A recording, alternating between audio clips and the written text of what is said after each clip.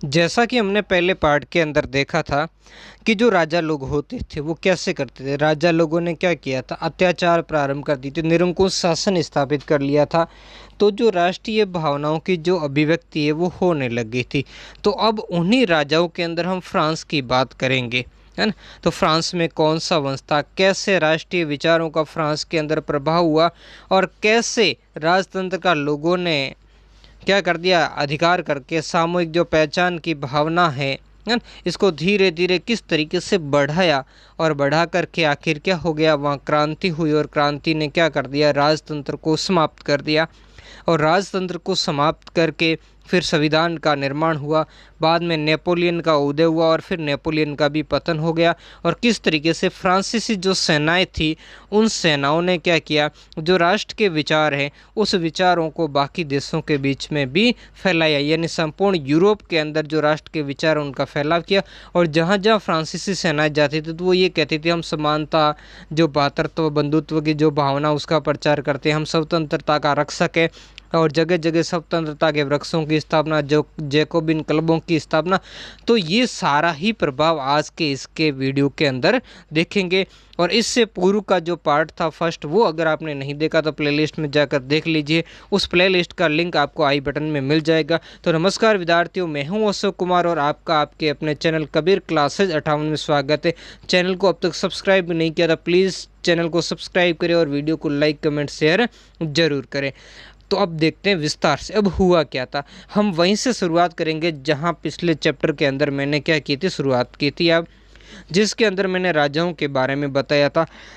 तो राजवंश होते थे विभिन्न प्रकार के। तो वैसे ही फ्रांस के अंदर राजवंश क्या होता है, यानी एक राजवंश वो होता है जो काफ़ी लंबे समय तक शासन करता है। लंबे समय का मतलब जो ज़्यादा एक जैसे कोई 30 वर्ष करता है, 50 वर्ष, 100 वर्ष, या ऐसे जो एक वंश होता है वो क्या करता है, राज करता था। इसी कारण उस वंश को राजवंश कहते हैं। तो वैसे ही फ्रांस के इस समय एक बुर्बो नामक वंश का राज था। कैसे वंश का राज था, बुर्बो वंश का राम था।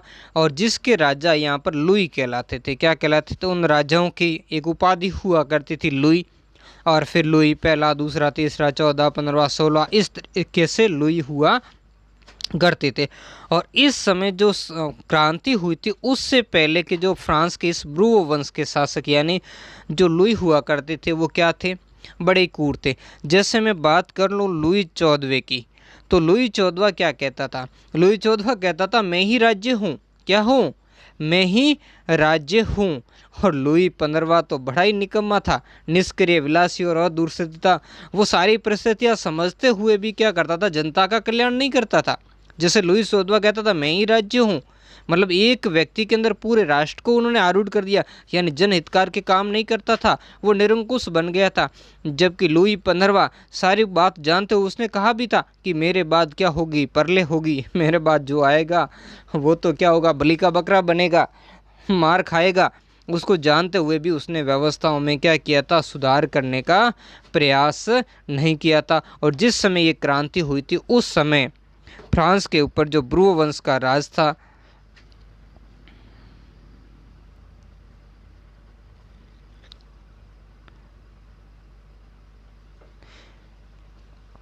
तो जिस समय फ्रांस के अंदर जो क्रांति हुई थी उस समय फ्रांस के अंदर ब्रूवो वंश के शासक थे लुई 16वां। कौन सा था, लुई 16वां, उसका राज था। लुई 16वां क्या था, बड़ा अकर्मीय, अदूरदर्शी था और अयोग्य था। और इसके ऊपर इसकी पत्नी थी मेरी अंतवानेत, उसका बहुत अच्छा प्रभाव था। जो एक भ्रष्ट साधु था उसके प्रभाव के अंदर, सॉरी भ्रष्ट साधु वाली बात तो रूस की क्रांति में, ठीक है। तो इसके ऊपर क्या था, मेरी आंतवानेत, उसका बड़ा प्रभाव। और मेरी आंतवानेत क्या कहा करती थी इसके बारे में भी आप सुन लीजिए थोड़ा। ये जब महिला यहाँ इससे रोटी मांगने के लिए गई कि हमें रोटी नहीं मिलती है, तो ये कहा करती थी साहब जनाब रोटी नहीं मिलती है तो केक खा ले। तो केक क्यों नहीं खाते हो आप, केक खा लो। इसके अलावा यहाँ के लोगों के ऊपर बहुत सारी बंदिशें थी। लोगों के ऊपर क्या था, सख्त दबाव था। उनको कभी भी किसी भी आधार पर गिरफ्तार किया जाता था। इसके लिए एक ये परंपरा रूपी या एक कानून का ये प्रयोग करते थे जिसका नाम था लेत्र द कांसे, लेत्र द कांसे। है ना, यहाँ की जो पुरातन व्यवस्था के अंदर था। तो इसके अंदर क्या था, किसी भी व्यक्ति को गिरफ्तार किया जा सकता था और बिना मुकदमा उस पर चलाए वर्षों तक उसको क्या रखा जा सकता था, जेल में रखा जा सकता था। तो ये वो सारी परिस्थितियाँ थी जिन परिस्थितियों के कारण यहाँ पर क्या हुआ था, क्रांति हो गई थी। अब हम देखते हैं विस्तार से ये भूमिका, आशा करता हूँ आपको समझ में आ गई होगी। और बाकी बहुत सारी बातें थी जो आगे देखेंगे। सारा देश कई इकाइयों में बटा हुआ था, राज्य में भ्रष्टाचार बहुत ज़्यादा था, प्रांतीय और स्थानीय प्रशासकों पर केंद्रीय जो नियंत्रण वो कमज़ोर था, उनका हद से बहुत बढ़ गया था, राज्य में कानूनों की एक रूपता नहीं थी, नहीं प्रशासन में एक रूपता थी। तो ये वो सारी स्थिति थी। राज्य की आर्थिक स्थिति दिनों दिन क्या होती जा रही थी, कमज़ोर होती जा रही थी। इस सारे पॉइंट के अंदर हम इसमें क्या करेंगे, देखने का प्रयास करेंगे। तो पहला मोस्ट इंपॉर्टेंट पॉइंट है, राष्ट्र की पहली स्पष्ट अभिव्यक्ति 1779 की फ्रांसीसी क्रांति। वेरी महत्वपूर्ण प्रश्न है कि राष्ट्र की पहली, देखो मैंने पूरा राष्ट्र के बारे में पहले पार्ट में बताया, उसको आप जरूर देखिए। तो उसमें हुई थी, जैसा कि आपको याद होगा, 1779 में फ्रांस में एक ऐसा राज्य था जिसके संपूर्ण भूभाग पर एक निरंकुश की परिभाषा भी पिछले चैप्टर के अंदर पढ़ ली थी, जिस पर किसी का भी अंकुश यानी नियंत्रण नहीं हो, आधिपत्य था। फ्रांसीसी क्रांति से जो राजनीतिक और संवैधानिक बदलाव हुए, उससे प्रभु सत्ता राजतंत्र के हाथ में, मतलब राजा के हाथ में होती थी, वो निकलकर फ्रांसीसी नागरिकों का एक समूह था, उस समूह में हस्तांतरित, मतलब ट्रांसफर हो गई, उसके पास आ गई। अब जो राजा के पास प्रभु सत्ता नहीं थी, प्रभु सत्ता ही तो मुख्य होती है, और जो इसके पास प्रभु सत्ता होती है वही तो राष्ट्र कहलाता है। तो अब वो किसके पास आ गई, राजतंत्र के हाथ से निकलकर एक नागरिकों का समूह था, उसके हाथ में आ गई। ये समूह कौन था, ये आगे हम देखेंगे। क्रांति ने घोषणा की कि अब लोगों द्वारा क्या होगा, राष्ट्र का गठन होगा। उन्होंने कहा था, हमने राष्ट्र की भी परिभाषा पहले पार्ट में, उन्होंने कहा था अभी तक देश राष्ट्र नहीं है, वो अलग अलग बंटा हुआ है, इसमें राष्ट्र की कोई अभिव्यक्ति नहीं है। तो इन्होंने, क्रांति ने घोषणा की कि अब लोगों द्वारा राष्ट्र का गठन होगा। राजा लोग तो, ये राजतंत्र तो राष्ट्र का गठन नहीं कर पाए, लेकिन अब हम लोग करेंगे, और वही इसकी नियति का मतलब है इसका भविष्य तय करेंगे, इसका भाग्य तय करेंगे। क्या करेंगे, भाग्य तय करेंगे। प्रारंभ से ही फ्रांसीसी क्रांतिकारियों ने ऐसे अनेक कदम उठाए जिससे फ्रांसीसी लोगों में एक सामूहिक पहचान की, बहुत यहाँ से बड़ा ये क्वेश्चन भी आता है, यहाँ से क्वेश्चन पूछ लिया जाए कि किस तरीके से क्रांतिकारियों ने फ्रांसीसी लोगों में एक सामूहिक पहचान की भावना पैदा की थी। तो यहाँ जो आगे हम पढ़ेंगे वो इसका क्या होगा, आंसर। सबसे पहले इस चीज़ को समझेंगे कि ये सामूहिक पहचान क्या है। मतलब आप सामाजिक तरीके से ऐसा समझ लो कि अब एक व्यक्ति नहीं, एक सामाजिक हम की पहचान या हम की धारणा लोगों के अंदर आई थी, या हम ऐसा कह सकते हैं अब समूह के साथ किसी व्यक्ति का जब जुड़ाव या उसकी पहचान जब किसी समूह पर केंद्रित हो जाती है तो उसे क्या कहते हैं, सामूहिक पहचान। इसको थोड़ा और स्पष्ट करूंगा, जब लोगों के अंदर क्या होगा, साझा नैतिकता और लक्ष्यों के माध्यम से क्या होती है, एकजुटता होती है, लोगों के अंदर क्या होती है, एकीकरण होता है, लोगों के अंदर अपनी अभिव्यक्ति एक माध्यम से करते हैं। देखो यहाँ सारे के सारे राजतंत्र से ही पीड़ित थे, तो सबकी जो समस्याएं थी वो एक जैसी थी, सबके लक्ष्य क्या थे, एक जैसे थे। तो इसी कारण इन लोगों में सामूहिक पहचान की भावना क्या हुई, पैदा हुई। अब इन्होंने क्या हुई, किस तरीके से पैदा हुई, उनके हम पॉइंट देखेंगे। पहला पॉइंट यहीं से आपके स्टार्ट होगा, पितृभूमि और नागरिक जैसे विचारों ने एक संयुक्त समुदाय के विचार पर बल दिया, जिससे एक संविधान के अंतर्गत समान अधिकार क्या थे, प्राप्त थे। एक तो ये था। अब देखो पितृभूमि का मतलब क्या होता है। पितृभूमि यानी पिता या पूर्वजों के जो रहने का देश होता है या उनके जो जन्म की भूमि या रहने की भूमि होती है उसे पितृभूमि के नाम से हम जानते हैं, ठीक है। अब जैसे मातृभूमि, जैसे अपने देश भारत के अंदर मातृभूमि ज़्यादा शब्द मिलता है, हम यहाँ माता को ज़्यादा महत्व देते हैं। तो मातृभूमि यानी माता के जन्म की भूमि, माता जिस भूमि में पैदाइश हुई थी उसी की भूमि वहाँ की मानी जाती है, ठीक है। और वहाँ यूरोप में उस समय फ्रांस में पितृभूमि यानी पिता या पूर्वजों की भूमि या उनका रहने का जो देश था वो उससे संबंधित। अब नागरिक क्या होता है, वैसे तो देखो नागरिक का मतलब तो होता है नगर में रहने वाला, लेकिन यहाँ नहीं। यानी नागरिक उसको कहा जाता है जिसको राज्य ने क्या दिया, जिसको राज्य ने राजनीतिक और सामाजिक अधिकार प्रदान किए हो, जिसको राज्य ने क्या हो, राजनीतिक और सामाजिक अधिकार प्रदान किए हो, और जो राज्य के लिए क्या करता है, राज्य के लिए अपने कर्तव्यों का क्या करता है, वो पालन। दोनों की बात, राज्य क्या देता है, राजनीतिक और सामाजिक अधिकार देता है, और व्यक्ति क्या देता है, राज्य के प्रति जो अपना कर्तव्य, उन कर्तव्यों को क्या करता है, पालन। तो ऐसा करने वाले व्यक्ति को क्या कहा जाता है, नागरिक। अब यहाँ नागरिक का विचार क्यों आया, क्योंकि ऐसे पहले तो जब राजतंत्र के अंतर्गत तो उन जो सामान्य लोग थे उनको ऐसे कोई अधिकार प्राप्त नहीं थे। तो इसी कारण इन्होंने कहा था अब हम नागरिक, जैसे अब कोई भारत का नागरिक, जैसे हम सभी भारत के हम नागरिक हैं। तो क्यों नागरिक है, क्योंकि देखो सामाजिक अधिकार तो विदेशी लोगों को, विदेशी नागरिकों को मिल सकता है, लेकिन राजनीतिक अधिकार नहीं मिलेगा। जैसे हमें वोट देने का अधिकार वगैरह, ये सारी चीज़ें एक वोट, इससे समझ सकते हो क्या विदेशी नागरिकों को ऐसा है, नहीं है।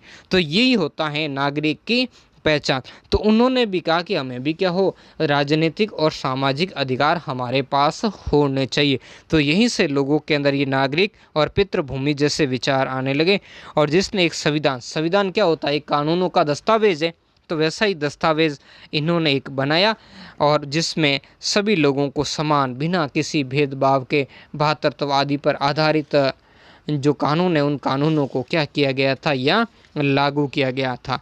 जो फ्रांसीसी क्रांति की क्या थी, प्रारंभ से ही पहचान थी, उसी पहचान को इनके जो कानूनों के अंदर क्या किया गया था, दृष्टिगत किया गया था। इसके लिए इसको सही तरीके से प्रदान करने के लिए बाद में इन्होंने एक मानवाधिकारों का घोषणा पत्र भी 27 जून 1789 को लेकर आया था, जिसमें स्पष्ट किया था कि मनुष्य जन्मजात क्या है, स्वतंत्र और समान है, और इनकी जो किसकी, जो मनुष्य की अधिकारों की रक्षा करना क्या है, राज्य का कर्तव्य है, और संप्रभुता किस में है, जनता में निहित होती है। तो इस तरीके से एक कानूनों के माध्यम से लोगों को क्या दिए गए, समान अधिकार प्रदान किए गए थे। और जो क्या थी, संप्रभुता का सिद्धांत, वो किस में, जनता में, यानी जनता की संप्रभुता का सिद्धांत लागू किया गया। और शक्ति का जो पृथक्करण सिद्धांत है वो क्या किया गया था, यहाँ पर लागू कर दिया गया था। और दूसरा पॉइंट क्या है, अब आगे देखते हैं।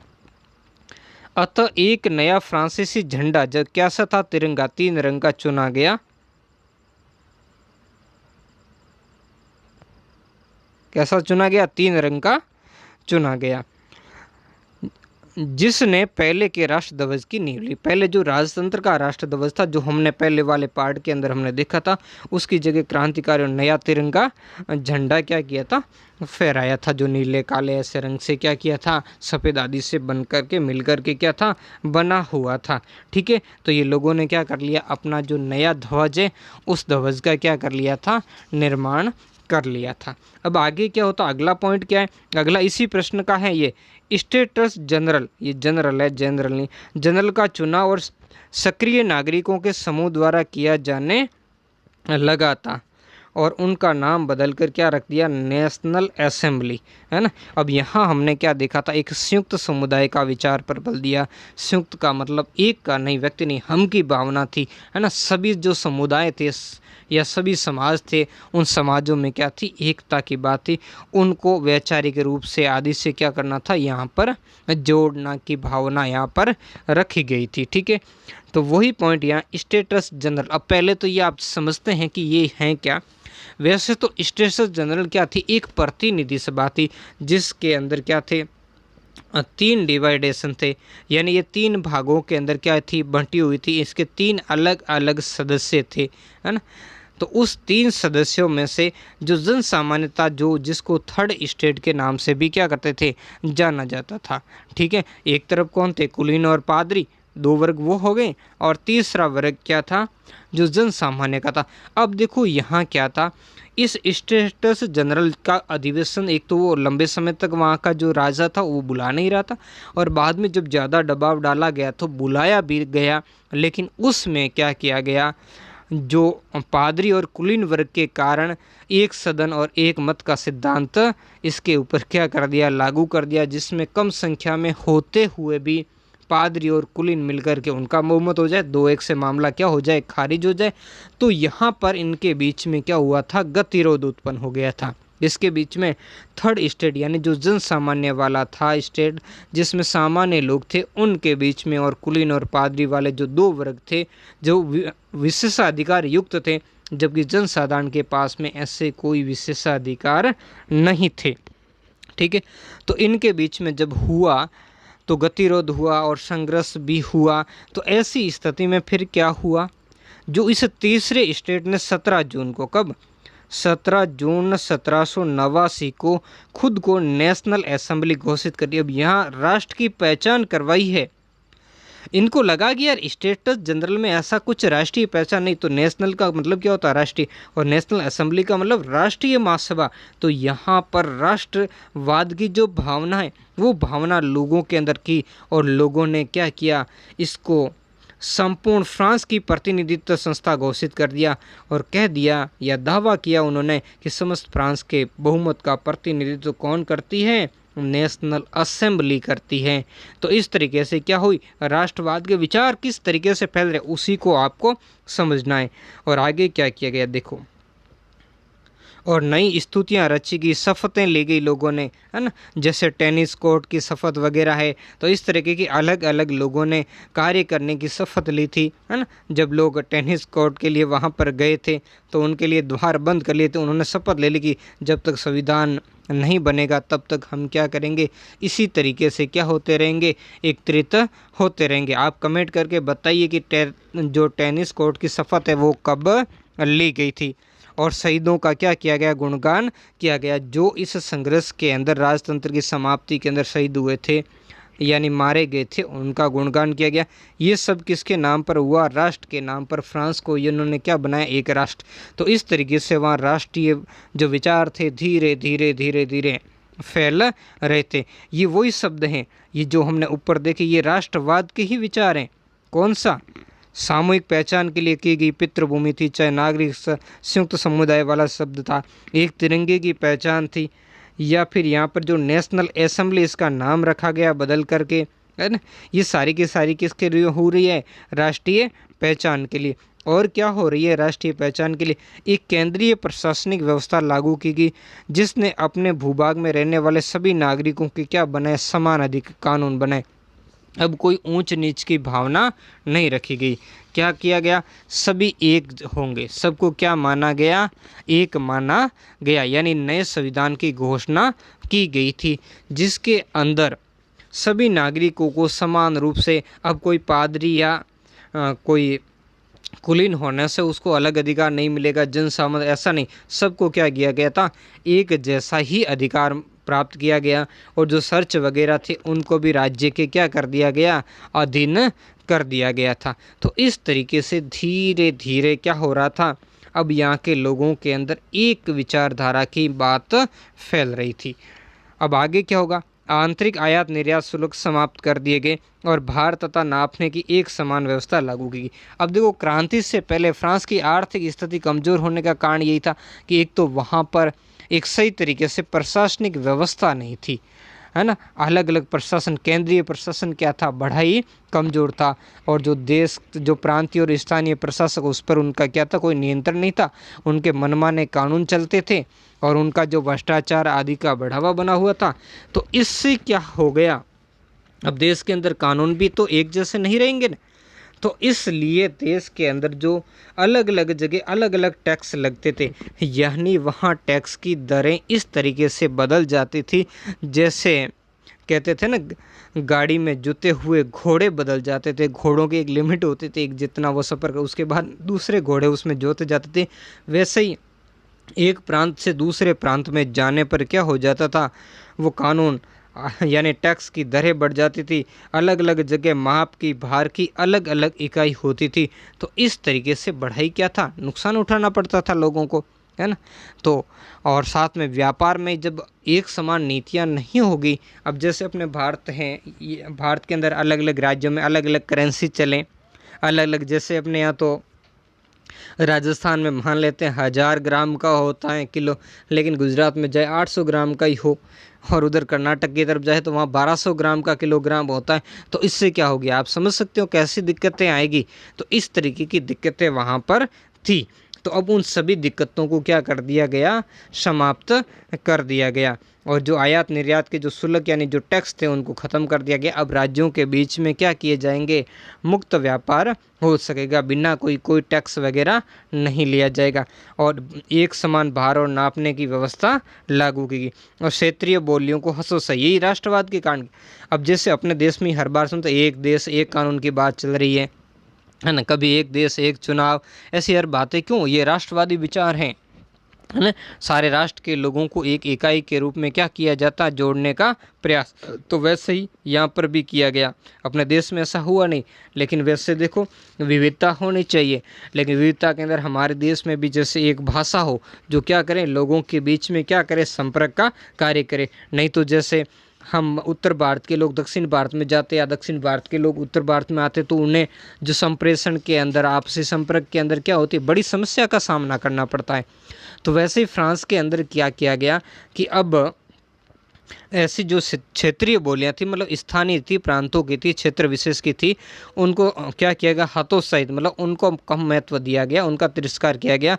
और उसकी जगह पेरिस में जो फ्रेंच बोली जाती थी, पेरिस के अंदर जो फ्रेंच बोली थी, बाकी सारी फ्रेंच की उपबोलियां थी, लेकिन जो पेरिस के अंदर बोली जाती थी उस बोली और जैसी बोलियां लिखी जाती थी वही राष्ट्र की भाषा समझी गई। जैसे हमारे यहाँ हिंदी तो बोलते हैं, लेकिन हिंदी देखते अलग अलग स्टेटों में अलग अलग है। जैसे राजस्थान में देखते हैं राजस्थान की राजस्थानी भाषा, लेकिन राजस्थान के क्षेत्र के अनुसार अलग अलग है। तो वैसे ही वहाँ पर एक जो बोली लागू करने, जो फ्रांस के जो पेरिस के अंदर जो फ्रेंच बोली बोली जाती थी और लिखी जाती थी, उसे ही राष्ट्र की साझा भाषा बनाया गया। साझा मतलब सबकी, सबकी क्या बनाई गई, भाषा बनाई गई थी।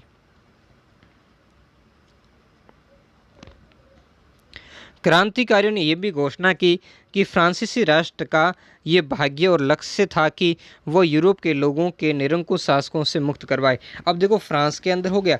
अब ऐसा नहीं कि ये क्रांति केवल फ्रांस के अंदर थी, नहीं, क्रांति ने फ्रांस से की सीमाओं से भी अपने को क्या निकाला बाहर। उन्होंने कहा था क्रांति फ्रांस के लिए नहीं है, यह तो मानव के लिए। और जहाँ कहीं भी अगर निरंकुश शासन है तो फ्रांस की क्रांति क्या करेगी, उन सब की सहायता। क्योंकि इस क्रांति का लक्ष्य क्या था, स्वतंत्रता, समानता और बंधुत्व था, यानी विचारों की स्वतंत्रता, धार्मिक स्वतंत्रता, इसके लिए मानव अधिकार वगैरह थे। तो इन्होंने इन्हीं विचारों को बाकी क्षेत्रों में, संपूर्ण विश्व के अंदर भी क्या किया, इसको फैलाने का काम किया था। तो उनसे निरंकुश जहाँ के भी शासक, उससे मुक्त करवाए, उनको हटवाए और वहाँ पर क्या करें, ये स्वतंत्रता, समानता और बंधुत्व की स्थापना करें। और दूसरे शब्दों में हम कह सकते हैं फ्रांस यूरोप के अन्य लोगों को राष्ट्रों में गठित होने में क्या देगा, मदद देगा। जो राष्ट्र राज्य नहीं थे तो फ्रांस ने कहा था उन सब को वो क्या करेगा, राष्ट्र राज्य के रूप में गठित होने में मदद यानी क्या देगा, सहायता प्रदान देगा। और ऐसा किया भी गया। जब फ्रांस की घटनाओं की खबर यूरोप के विभिन्न शहरों में पहुंची तो छात्र और शिक्षित मध्यम वर्गों के सदस्य जैकोबिन क्लबों के क्या बनने लगे, सदस्य बनने लगे थे। जो फ्रांस के अंदर जो क्रांति हुई थी वो इस मुख्य रूप से किसके नेतृत्व में हुई थी, इसी जैकोबिन जो दल था उसी के तो नेतृत्व में तो हुई थी। तो वैसे ही वहाँ पर भी क्या की गई थी, सब जगह जैकोबिन दल की स्थापना करना था, स्वतंत्रता के वृक्ष की रोपण करना था। आप जानते हो ना, जो भारत के अंदर हम देखते हो अंग्रेजों और टीपू सुल्तान के बीच में भी संघर्ष चल रहा था, तो टीपू सुल्तान भी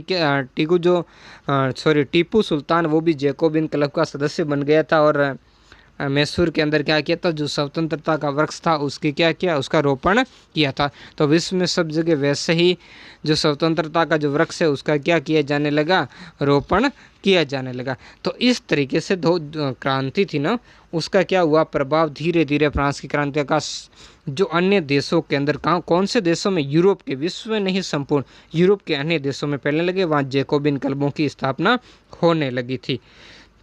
अब जैकोबिन क्लब का मैं अभी आपको साइड में एक फ़ोटो के माध्यम से भी बताऊंगा, ठीक है। उनकी गतिविधियों और अभियानों से उन फ्रेंच सेनाओं के लिए रास्ता तैयार किया, है ना। यानी फ्रेंच सेना भी क्या, जैकोबिन क्लब, वहाँ की फ्रांसीसी क्रांति, और फ्रेंच सेना भी इसी बहाने कि हम भी स्वतंत्रता, समानता और जो भ्रातृत्व या बंधुत्व है उसकी भावना का क्या करें, प्रयास करें, और राष्ट्रीय राज्यों की स्थापना में दूसरे देशों को क्या करेंगे, सहयोग देंगे। तो इसी बहाने फ्रांस की सेनाएं भी क्या होने लगी, बाकी जो यूरोप के राज्य थे उन राज्यों के अंदर भी पहुंचने लगे। रास्ता बनाना यानी वहां अपनी जगह उन्होंने बनाई, वहां घुसपैठ कह सकते हैं, घुसपैठ करनी प्रारंभ कर दी। जैसे 1790 के दशक में हॉलैंड, बेल्जियम, स्विट्जरलैंड और इटली के बड़े इलाकों में फ्रांस की सेनाएं घुस गई थी। मतलब उस क्षेत्र को फ्रांस ने क्या कर लिया था, इसकी सेना ने अपने प्रभुत्व में क्या कर लिया था, स्थापित कर लिया था। जिसके सारे पॉइंट तो हम यहाँ नहीं बताएंगे, इसको विस्तृत रूप से जब समझने बैठेंगे तभी इस सारी बातों का क्या होगा, निचोड़ निकल पाएगा। ठीक है, ये तो नेपोलियन का जो है। इससे पहले मैं यहाँ साइड में हम देख लेते हैं ये किस तरीके से इसको एक यहाँ पर दर्शाया गया है फोटो के माध्यम से।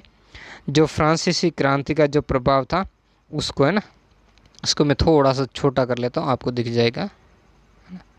ये यहाँ पर देख लीजिए नीचे जो लिखा हुआ, पहले इसको पढ़ लेते हैं फिर फोटो को हम समझेंगे ये क्या कहता है। एक जर्मन पंचांग यानी तिथि पत्र का मुख्य पृष्ठ है, जिसने पत्रकार एड्रियास रेमनास ने क्या किया, 1798 में डिजाइन किया। इसमें फ्रेंच बास्तिल में क्रांतिकारी भीड़ के प्रवेश के चित्र को उसे मिलते जुलते किले की बगल में दर्शाया गया। ये किला जर्मन प्रांत कैसेल में निरंकुश शासन के गढ़ के रूप में चित्रित था। और इस चित्र में एक नारा दिया गया कि लोगों को अपनी आज़ादी मुट्ठी में कर लेनी चाहिए। और रेबमान एक पत्रकार था जो मेज नामक नगर में रहता था और जर्मन जैकोबिन गुट का सदस्य था। अब देखो यहाँ से आपको समझना है कि अब ये है क्या, है ना। तो एक बात पहले हम बास्तिल के पतन की और इस फोटो के जो है इसकी बात कर लेते हैं, ठीक है। और उससे पहले थोड़ा जैकोबिन गुट की देख लेते हैं। तो जैसे फ्रांस के अंदर क्रांति का नेतृत्व जैकोबिन गुट ने किया था, है ना। अलग अलग यहाँ गणतंत्रवादी दल थे, जैसे जैकोबिन था, जीरोदित सा, लेकिन उसमें जो ताकतवर कौन बनकर निकले थे, जैकोबिन निकले थे। तो वैसे ही जैकोबिन क्लब अन्य देशों में यानी ऐसे ही जर्मनी के अंदर स्थापित किए गए थे, जिसका सदस्य खुद ये पत्रकार रेबमान था, जिसने ये क्या बनाया था, फोटो बनाया था। तो इस तरीके से जो फ्रांस की क्रांति के जो राष्ट्रीय विचार हैं वो उससे किस तरीके से जर्मन लोग प्रभावित थे, वहाँ के बुद्धिजीवी वर्ग प्रभावित था, उसकी बात है। अगला इस फोटो से ये तुलना की गई है। जैसे इस पहले फोटो में ये भीड़ देख रहे हो, ये बास्तिल के किले का पतन करी। अब बास्तिल था क्या, पहले ये समझ लीजिए कि जो पेरिस था, पेरिस की जो पूर्वी भाग में एक दुर्ग था यानी एक किला था, जिससे राजकीय जेल के रूप में क्या किया जाता था, प्रयोग किया जाता था। और ये निरंकुश शासन का एक घृणित प्रतीक था, यानी वो लोग जो निरंकुश राजतंत्र का विरोध करते थे उनको ला करके इसके अंदर बंद कर दिया जाता था। तो और जब लोगों ने यानी पेरिस की जनता ने सुना कि राष्ट्रीय सभा यानी जो नेशनल असेंबली हमने पढ़ी थी वो संकट में, तो लोगों ने क्या कर दिया, शस्त्र प्राप्त करने के लिए जो कुछ भी लोगों के हाथ में पड़ा, जहाँ से जो सैनिकों से छीनना था वो छीना। और 14 जुलाई को कब किया था, 14 जुलाई 1789 को इस बास्तिल के किले पर क्या कर दिया, आक्रमण। ये आक्रमण करती हुई भीड़ दिख रही है, तो इस पर आक्रमण करके इस किले को क्या कर लिया था, यहाँ भयानक रक्तपात हुआ था, मतलब झगड़ा हुआ था आपस में। कुछ लोग काफ़ी सारे ये अधिकार करने वाले और किले के अंदर भी जो लोग थे वो सारे मारे गए। और इसके बाद में इन पर जनता का क्या हो गया था, अधिकार हो गया था। तो वैसा ही एक किला जर्मनी के अंदर था, वैसा ही एक किला कहाँ पर था, जर्मनी के अंदर था, जो इस फोटो के अंदर दिखाया गया, जिसका नाम अभी हमने देखा था। ये कौन से प्रांत में था, कैसल प्रांत में था, जो निरंकुश शासन का गढ़ था। और ऐसे ही वो वहाँ का जो राजा था वो क्या करता था, लोगों पर अत्याचार करता था। तो वहाँ यही नारा यहाँ पर लगाया गया था, जो किससे, इस बास्तिल से ही रिलेटेड था। तो दोनों का जो संबंध स्थापित करने के लिए, मतलब इससे हमें ये समझना है, एक तो जैकोबिन क्लब और दूसरा इस फोटो से किस तरीके से फ्रांस के राष्ट्रवादी विचार है वो यूरोप के अन्य राष्ट्रों में गए थे और यहाँ जर्मनी का बताया गया, जर्मनी, और जिसके लेखकों ने भी इसकी क्या की थी, अभिव्यक्ति की थी। तो आशा करता हूँ इससे आप इस टॉपिक को क्या हो गए थे, समझ गए होंगे। यानी फ्रांसीसी क्रांति मतलब क्या था, निरंकुश शासन और अत्याचारी व्यवस्था का क्या था, विरोधी था। वो स्वतंत्रता, समानता और भ्रातृत्व की क्या थी, रख सकती, जिसको सभी को क्या थी, जरूरत थी। ठीक है, अब देखते हैं फ्रांसीसी क्रांति के बाद यहाँ एक बड़ा बदलाव आ गया था, वो बदलाव देखते हैं। अब देखो फ्रांस के अंदर क्रांति हुई, लेकिन बीच में बहुत सारा मैटर है कि यहाँ पर जो जैकोबिन के नेतृत्व में थी, बाद में उन्होंने आतंक का राज भी स्थापित कर लिया। ये बहुत सारी समस्याएं थी, बहुत बड़ी मात्रा में यहाँ पर फ्रांस के अंदर काफ़ी सारा खून खराबा हुआ, राजा को भी चढ़ा दिया गया। फिर आपस में जो क्रांतिकारी नेतृत्व करता थे, एक दूसरा दल जैसे ही शक्तिशाली होता गया, एक दूसरे को उन्होंने भी क्या कर लिया था, जो फांसी पर चढ़ाने, यानी व्यापक नरसंहार हो गया था इसके अंदर। और जीरोदिस और जैकोबिन जो दल थे उनके बीच में भी खूनी संघर्ष हो गया था, यानी फ्रांस एक गृह युद्ध में क्या हो गया था, उलझ गया था। और ऐसी स्थिति के अंदर यहाँ पर नेपोलियन का उदय होता है। किसका उदय होता है? नेपोलियन का, है ना। जो नेपोलियन नामक व्यक्तित्व था उसका यहाँ पर उदय होता है। तो उससे पहले मैंने इतना बताया, तो एक चीज़ मैं उस समय बताना भूल गया था कि आखिर जैकोबिन है क्या। तो यहाँ थोड़ा सा हम देख लेते हैं, ये जैकोबिन क्लब या ये दल क्या था। तो ये एक राजनीतिक, जो फ्रांस के अंदर राजनीतिक विचार वाला गुट या इसको क्लब कह सकते थे। इस क्लब की बैठकें जो क्या होती थी, जो पेरिस थी, फ्रांस की जो राजधानी है, वहाँ पर उसका जो जैकोब नामक एक गिरजाघर था उसके अंदर ये मिलते थे, अपनी बैठकें वगैरह करते थे। उसी के कारण इन लोगों का नाम, यानी जो जैकोब गिरजाघर में इनकी जो बैठकें होती थी उसी के आधार पर इनका नाम क्या हो गया था, जैकोबिन पड़ गया था। इसके मुख्य व्यक्तित्व थे जैसे दांते था, रोबर्सपियर था, हेबर था, मारा था, कैमिले था आदि ये व्यक्ति थे। मतलब ये थे उग्र गणतंत्रवादी ये लोग थे, ये राजतंत्र के प्रबल विरोधी थे, है ना। ये यथार्थवादी थे और गणतंत्र की सुरक्षा के लिए क्या करते, हर प्रकार के कार्यों को उचित ही मानते थे कि गणतंत्र की सुरक्षा होनी चाहिए। इसलिए इन्होंने आतंक का भी राज स्थापित किया था। तो ये सारी बातें मैंने आपको समझा दी है। अब देखो ये सारी चल रही थी, तो इसके बीच में क्या होता है, फिर नेपोलियन यहाँ पर आ जाता है ना।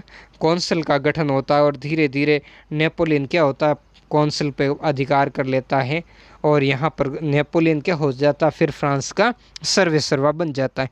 तो नेपोलियन के नियंत्रण में जो विशाल क्षेत्र आया वहाँ उसने ऐसे अनेक सुधारों की शुरुआत की। अब जैसे फ्रांस के राष्ट्रवादी विचार बढ़े और इन्हीं विचारों के परिप्रेक्ष्य में फ्रांस की जो सेनाएं थी ना, वो सेना डायरेक्टर के नेतृत्व में, यानी नेपोलियन भी तो डायरेक्टर बना था, है ना। तो इसके नेतृत्व में क्या था, वहाँ काफ़ी जो इलाका था यूरोप का उस पर क्या हुआ था, नेपोलियन का अधिकार हो गया था। यानी बहुत सारे क्षेत्र पर नेपोलियन का क्या हो गया था, अधिकार हो गया था। जो फ्रांस में पहले ही क्या था प्रारंभ, यानी जो अनेक सुधार, वैसे सुधार जो फ्रांस के अंदर नेपोलियन ने करवाए, वो सुधार नेपोलियन ने फ्रांस में ही नहीं, वो कहाँ पर नेपोलियन कराए, वो अन्य देशों के अंदर भी करवाए थे। यानी जो नेपोलियन के जो प्रशासनिक सुधार थे वो सुधार सब जगह उसने, जहाँ भी नेपोलियन का राज्य था वहाँ पर भी उन्होंने क्या किए, उनको स्थापित करने का कार्य किया था। और फ्रांस में राजतंत्र वापस लाकर नेपोलियन ने क्या किया, निसंदेह वहाँ प्रजातंत्र को नष्ट कर दिया, क्योंकि वो खुद राजा बन गया था। तो जो प्रजातंत्र की स्थापना हुई थी क्रांति के बाद, उसको नेपोलियन ने क्या कर दिया था, ख़त्म कर दिया था। अब देखो ये जो फोटो देख रहे हैं ये यूरोप का, ये कब का है, वियना कांग्रेस, है ना। ये वियना कांग्रेस जो 1815 है उसके बाद का था। अब देखो वियना कांग्रेस में था क्या, जब इधर नेपोलियन हार गया था फाइनल रूप से, है ना, जो वाटरलू का युद्ध था उसके बाद नेपोलियन पूरा समाप्त हो गया था। तो उसके बाद में जो इन नेपोलियन से उत्पन्न परिस्थितियाँ और भी ऐसी कोई समस्याएं थी जिनसे जगह जगह क्या हुए थे, विभिन्न प्रकार के राजतंत्रों को क्या किया गया था, समाप्त, इस क्रांतिकारी घटनाएं सब जगह हुई थी। जो राष्ट्रवाद के विचार थे, समता बंधुत्व आदि के विचार थे, तो कई सारे जगह पर राष्ट्रों के अंदर क्या की गई थी, राजतंत्र समाप्त कर दिए गए थे। तो अब इस वियना कांग्रेस द्वारा क्या किया गया था, इन राजतंत्रों को वापस स्थापित किया गया था। जैसे कई देश थे इटली आदि, उनके साथ में जो अनुचित और प्रतिक्रियावादी व्यवहार भी किया गया था ना, ये बहुत सारी चीज़ें जो आगे हम इटली का एकीकरण वगैरह में देखेंगे। तो ये वियना कांग्रेस महत्वपूर्ण साबित हुई थी उस समय यूरोप के परिदृश्य के अंदर, ठीक है ना, यूरोप के परिदृश्य ने। इसमें सारी कुछ राष्ट्रों के अंदर, चाहे वो जर्मनी था, चाहे इटली था, उसके अंदर क्या किया, जो राष्ट्रवाद था उसकी अवहेलना इन्होंने की गई थी। और इसमें जो ऑस्ट्रेलिया वगैरह ऐसे कुछ राष्ट्र थे जिनका प्रभुत्व क्या किया गया था, स्थापित किया गया था। इधर जो फ्रांस था उसका भी क्या कर लिया गया, टुकड़े कर दिए गए। ये बहुत महत्वपूर्ण वियना कांग्रेस निकल आई थी जिसने उस समय का जो यूरोप था उस यूरोप को क्या किया था, बड़ा ही प्रभावित किया था, है। तो उसी प्रभाव से अब आगे जो मानचित्र उसमें क्या आए थे, बदलाव आए थे, वही बदलाव यहाँ पर दिखाए गए। इधर जैसे ओटोमन साम्राज्य हो गया, यहाँ सर्बिया हो गया, फिर इधर ऑस्ट्रेलिया का साम्राज्य, यहाँ फ्रांस है, ये स्विट्जरलैंड, स्पेन, पुर्तगाल, मोरक्को, अल्जीरिया वगैरह राष्ट्र थे। तो इनके जो क्षेत्र है उन क्षेत्रों में क्या आ गया था, बदलाव आ गया था। इधर ब्रिटेन वगैरह, ये पर्सा वगैरह, तो ऐसे वापस इनको टुकड़े वगैरह कर दिए गए, ये ग्रीनलैंड वगैरह, ठीक है। इसमें आगे मैं थोड़ा आपको समझाऊंगा जैसे जैसे हम चैप्टर को आगे पढ़ते जाएंगे। तो अब देखो नेपोलियन ने यहाँ पर क्या सुधार किया, उन्हीं को हम थोड़ा दृष्टिगत रखेंगे। मगर प्रशासनिक क्षेत्र में उसने क्रांतिकारी सिद्धांतों का समावेश किया था। जो क्रांतिकारी सिद्धांत जो नेपोलियन के थे, उनको नेपोलियन ने यहाँ पर भी क्या किया था, लागू किया था, ताकि क्या हो, पूरी व्यवस्था अधिक तर्कसंगत और कुशल बन सके। इसके लिए नेपोलियन ने क्या किया था, जो एक जैसी प्रशासनिक व्यवस्था स्थापित, केवल फ्रांस में ही नहीं, बाकी जहाँ जहाँ भी नेपोलियन का जो राज्य था वहाँ पर भी नेपोलियन ने, चाहे शिक्षा हो, चाहे सार्वजनिक सेवाएं हो, या फिर अनुशासन हो, या जो सैनिक शिक्षा हो, उसमें सब में क्या किए थे, नेपोलियन ने एक जैसे नियम, एक जैसा प्रशासन, और जो छोटे छोटे राज्य थे, चाहे वो जर्मनी के थे, इटली के थे, उन सबको क्या किया था नेपोलियन ने, एक संघ के रूप में क्या किया था, स्थापित किया था। एक जैसा प्रशासन स्थापित, कानून व्यवस्था वहाँ पर नेपोलियन ने क्या की थी, स्थापित की थी। तो इस वजह से इस नेपोलियन के जो सुधार है, उन सुधारों के कारण ही क्या था, जो इन राष्ट्रों के अंदर क्या थी, जो एकता या राष्ट्रीयता की भावना थी, उसकी स्थापना हुई थी। और इस नेपोलियन के जो राज्यों के अंदर जो अल्पसंख्यक थे, उनको भी क्या हुई थी, धार्मिक स्वतंत्रता मिली, चर्च को राज्य की क्या कर दिया गया था, अधीन। तो इस तरीके से ये कैसे थे, तर्क संगत और कुशल प्रबंधन था। 1804 में नेपोलियन ने अपनी नागरिक संहिता, जिससे नेपोलियन कोड के नाम से हम जाना जाता। नेपोलियन दो चीज़ों के लिए प्रसिद्ध था, एक तो कॉन्कोर्दा जो समझौता जो नेपोलियन ने पोप के साथ किया था, और दूसरा ये नेपोलियन कोड था, है ना, जिसके बारे में खुद नेपोलियन भी कहता था कि मेरे बारे में और चीज़ उतनी महत्वपूर्ण हो या न हो, या कोई लोग मेरे बारे में इतना जाने या नहीं जाने, लेकिन नेपोलियन जिंदा रहे या नहीं रहे, उसकी जो संहिता है, यानी उसका जो नेपोलियन जो कोड है, वो बहुत ही लंबे समय तक क्या रहेगा, जीवित रहेगा।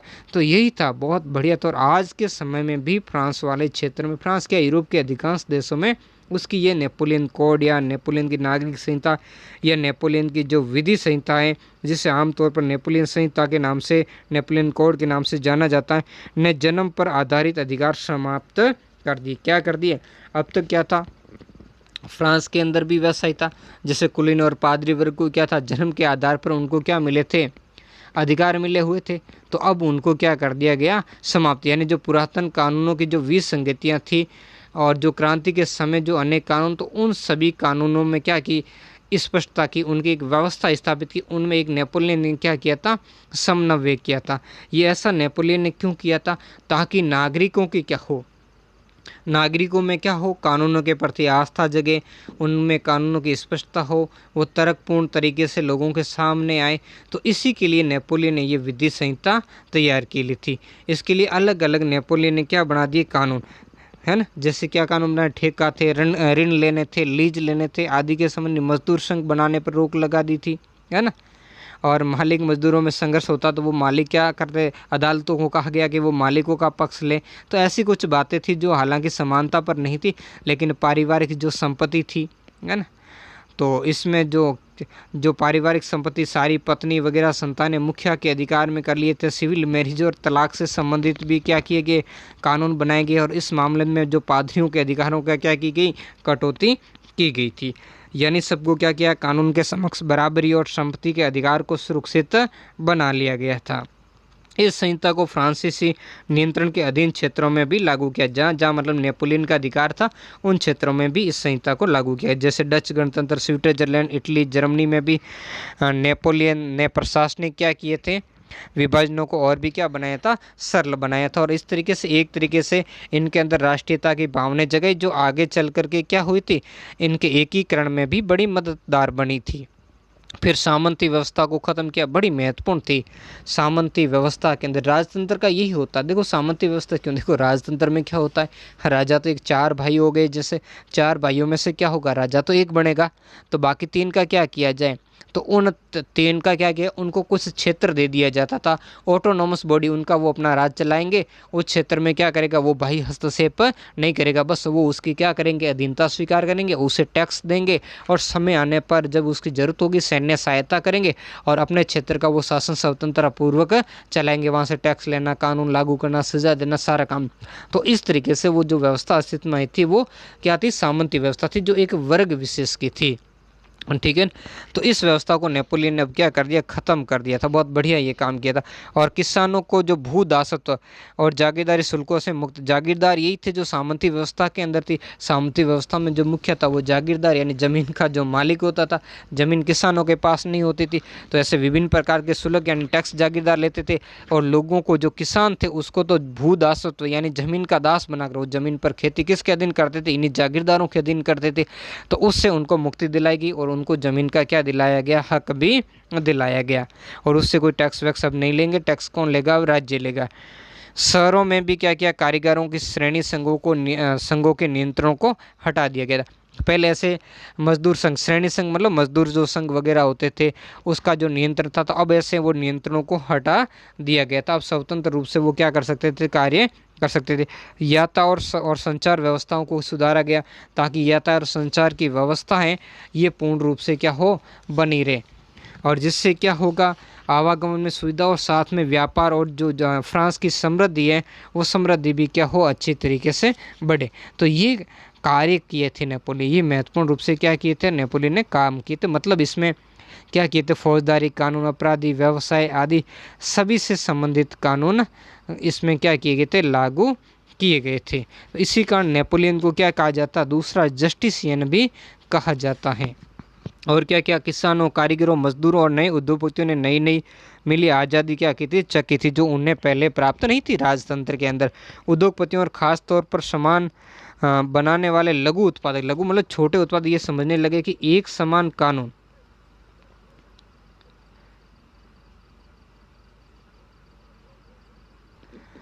मानक बार थे, नाप तोल की जो व्यवस्था, मानक बार, और ये मतलब नाप तोल की व्यवस्था, एक राष्ट्रीय मुद्रा।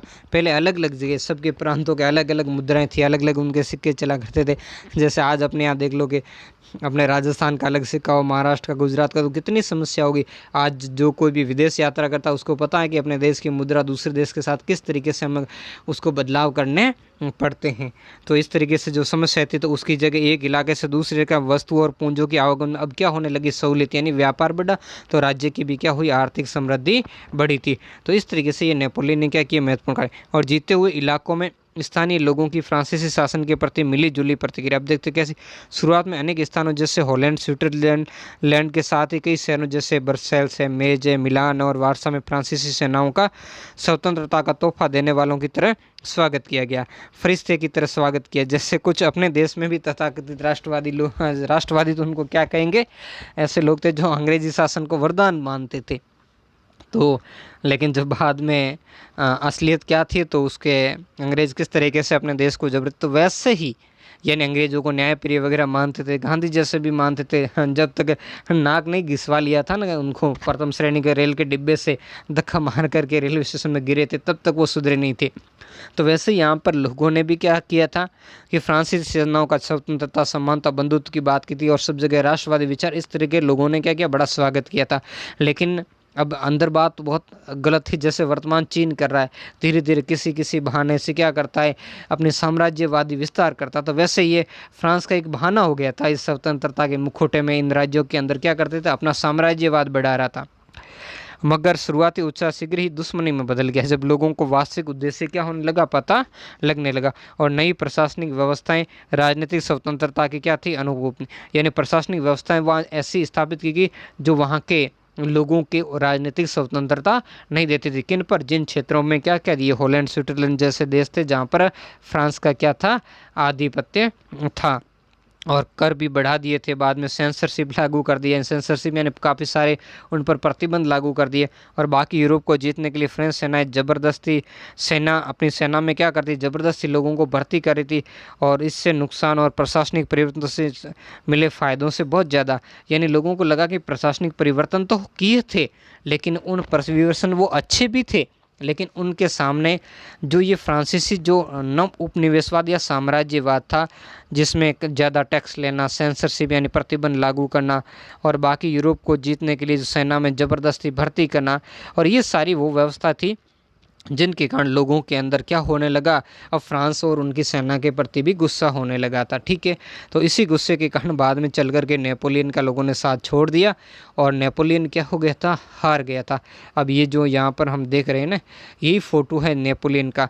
इस चित्र को आप गौर से देखना, एक फ़ोटो ऊपर और भी रह गया है, उस फ़ोटो के बारे में भी मैं थोड़ी बात करूँगा, लेकिन पहले इसमें देख लेते हैं इस फ़ोटो के अंदर आखिर ऐसा क्या है।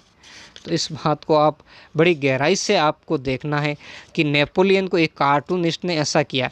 नेपोलियन वास्तव में इस रूप से जो भागा नहीं था, बल्कि ये क्या किया गया, नीचे आप देखेंगे, मैं थोड़ा छोटा कर लेता हूँ इसको, यहाँ पर पहले ये पढ़ लेते हैं, उसके बाद राइनलैंड का डाकिया लाइप्जिग से जाते हुए सब कुछ घुमा देता है। यानी नेपोलियन को एक डाकिये के रूप में यहाँ दर्शाया गया है ना, ये जो ऐसे, और ये पीछे जो गिरे ना इनके क्षेत्र है, नेपोलियन जो इस युद्ध से लाइप्जिग, या जिसको राष्ट्रों का युद्ध के नाम से भी जाना जाता है, जो 19 अक्टूबर 1813 को हुआ था, जिसमें नेपोलियन हारने के बाद जो राइन प्रेसंग है, वेस्टफेलिया आदि जो अन्य जितने भी क्षेत्र थे वो इससे छीन लिए गए थे। तो वो वैसे इन पत्थरों के रूप में इससे गिरते हुए दिखाई दे रहा है। यहाँ हम पढ़ लेते हैं इसको। यह नेपोलियन को 1813 को लाइप्जिग की लड़ाई हारकर फ्रांस लौटते हुए डाकिये के रूप में दर्शाया। इसके जो जाले से गिरती हुई चिट्ठी उन भूभागों के नाम लिखे जो वो अब हार चुका। झोले से झोला मतलब ये जो पीछे थैला लगा हुआ, इससे कौन से, जो मैंने अभी बताया राइन प्रेसंग के क्षेत्र थे, वेस्टफेलिया आदि जितने भी क्षेत्र उसके हाथ से हार गया था इस राष्ट्रों के युद्ध में, वो थे उनके हाथ से चले गए थे। जो इसकी महाद्वीपीय व्यवस्था थी वो भी क्या कर दी थी कि समाप्त करती गई थी। ठीक है ना, और इसके बाद में इसको कहाँ पर, एक जो एल्बा नामक जो द्वीप था, उस द्वीप पर इसको निर्वाचित जीवन जीने के लिए व्यतीत कर लिया। मतलब इससे क्या कर लिया गया था, राज भी इसके हाथ से क्या कर लिया गया था, ले लिया गया था। तो उसकी ओर ये दृष्टिगत किया गया कि नेपोलियन का किस तरीके से जो पतन हो गया था, वो पतन को इसके अंदर क्या किया गया है, दर्शाया गया। अब एक हमारा और फोटो रह गया था ऊपर, उसको देखते हैं, फिर ये चैप्टर आज का हमारा कंप्लीट होता है। तो इसके अंदर हम देखेंगे इसी चैप्टर को, है ना। यहाँ पर भी ये जेब ब्रेन जर्मनी की स्वतंत्रता का वृक्ष का क्या करते रोपण। जर्मन चित्रकार जो कार्ल कैप्सर फ्रिगेंट द्वारा बनाए गए इस रंगीन चित्र का विषय है फ्रेंच सेनाओं द्वारा जैक्रेबन शहर पर क्या किया गया, कब्जा। ये शहर की इमारतें हैं पीछे, और इसमें नीली, सफ़ेद और जो लाल पोशाकों से पहचाने जाने वाले जो इसके जो तिरंगा था, झंडा, उसके अंदर भी इनकी यही 3 रंग थे। तो पहचाने जाने वाले फ्रांसीसी सैनिकों को दमनकारियों के रूप में, जैसे ये सैनिक है, इधर भी है, ये इधर क्या है साइड में, यहाँ पर भी इस साइड में नहीं, क्या कर रहे हैं, ऐसा दमन कर रहे हैं लोगों का। ठीक है, अब इसमें दमन करें लोगों का किस तरीके से। एक किसान की गाड़ी बाईं तरफ से, ना ये वाला भाग यहाँ देख रहे हो ना, किसान की गाड़ी है यहाँ पर ये आ रही, तो यहाँ बाईं तरफ से ये किसान की गाड़ी छीनते हुए कुछ युवा क्या करते हैं, एक किसान की गाड़ी छीनते हुए कुछ युवा, ये यहाँ देख रहे हो ना, ये महिलाएं, ये युवा महिलाएं, और इनको ये फ्रांसीसी सैनिक क्या कर रहे हैं, महिलाओं को। तो देखो जब भी युद्ध होता है ना, हमेशा कोप का भाजन महिलाओं को ही बनना पड़ता है। आज भी जहाँ भी ये युद्ध के गृह युद्ध के क्षेत्र चल रहे हैं, वहाँ महिलाओं के साथ बलात्कार होता है, ऐसी घटनाएं, उनके साथ छेड़खानी वगैरह करना, यानी वो लोग अपने भोग विलास का क्या करते हैं, जीते हुए लोग माध्यम बनाते हैं। तो वही यहाँ दर्शाया गया है कि फ्रांस सेनाओं ने जब कहाँ पर अधिकार कर लिया, जो जेवे बक्ट्रेन शहर पर कब्जा कर लिया, तो वहाँ की महिलाओं के साथ ऐसा अत्याचार किया और एक किसान को घुटने टेकने पर मजबूर करे। ये साइड वाला यहाँ क्षेत्र इसमें ये है, और स्वतंत्रता के वृक्ष पर लगाई गई पट्टी ये है ना, थोड़ा मैं नीचे कर लेता हूँ। ये स्वतंत्रता का क्या है, वृक्ष, यहाँ देख लगते हो, ये वृक्ष है, इसकी डालियाँ वगैरह यहाँ ये लगा रहे हैं, और ये जो पैम्पलेट है इस पर ये लिखा हुआ है। ठीक है, इस पर क्या लिखा हुआ ये अभी पढ़ ले, पहले पढ़ लेते, थोड़ा बड़ा कर लेते हैं इसको वापस।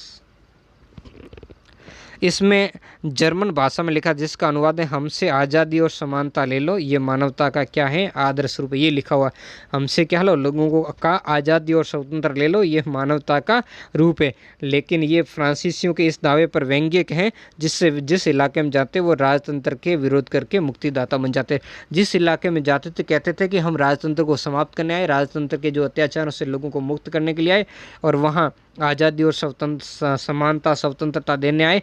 लेकिन यहाँ क्या कर रहे हैं, देखो यहाँ किस तरीके इसका हाथ देखिए, यहाँ पर ये है ना, कैसे हाथ इस युवा महिलाओं के अंदर इस सैनिक ने डाला है। तो किस तरीके से सैड खानी अत्याचार कर रहे हैं, या किसानों को घुटने पर टेकने के लिए मजबूर कर रहे हैं। तो ये सारे अत्याचार यहाँ किस तरीके से यहाँ लोगों को गिरा रहे हैं।